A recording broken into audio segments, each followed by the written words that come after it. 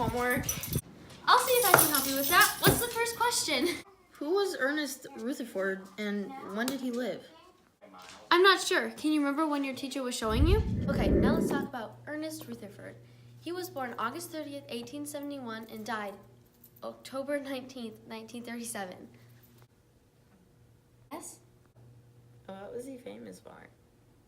He was a physicist and chemist who won the Nobel Prize in 1908 for his discovery of alpha and beta rays.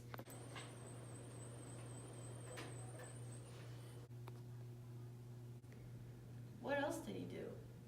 He established laws of radioactive decay and identified alpha particles as helium nuclei.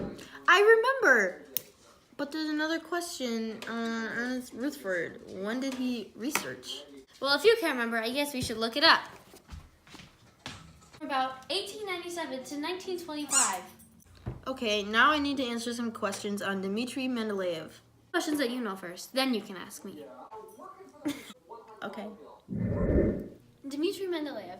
He was born February 8th, 1834 and died on February 2nd, 1907. He was famous for creating the periodic table. What was his job? He was a chemist and inventor.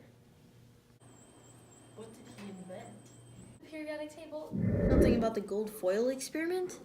Do you remember what that is? I think so.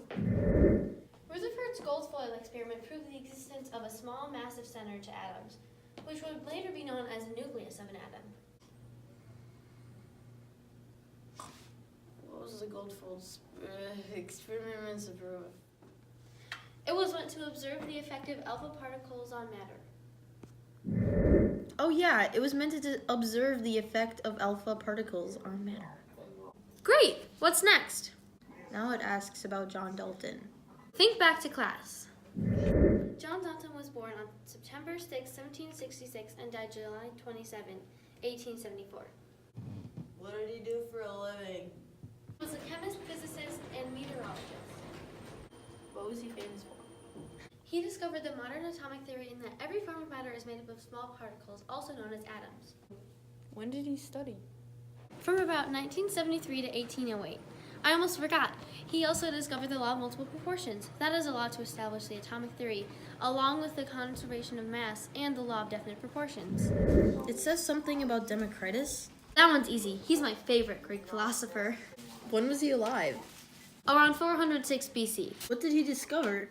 The atomic theory for the universe, which states that everything in the universe is made up of atoms. He also discovered that atoms are microscopic and indestructible. When would he have researched? No, but we can assume around 440 BC. The person is J.J. Thomson. I'm sure about him. What did you learn in school? J.J. Thomson was born December 18, 1856 and died August 30th, 1940. He was also a physicist. What did he discover? He discovered and identified electrons and proved the existence of isotopes. Didn't he invent the plum pudding model? Yeah, he did. I'll draw it out for you. Say that the plum pudding is the positives, and then the little plums inside of it are the negative electrons. And that is the plum pudding model. When did he research? From about 1876 to To 1920. draw the current model of an atom. Look it up and you can just copy it. I'll look it up right now. Here it is. Look, I'm done. What's an energy level? Let me look it up right now. They were discovered by Niels Bohr. And? They are a quantum mechanical system or particle that is bound and can only take on discrete values of energy. Those discrete values of energy are called energy levels. Now it asks to describe an orbital. An orbital is a region surrounding the nucleus in an atom that can hold electrons in it, and each orbital can hold up to 2 electrons. Thanks, Mom. Now I'm gonna go play Fortnite.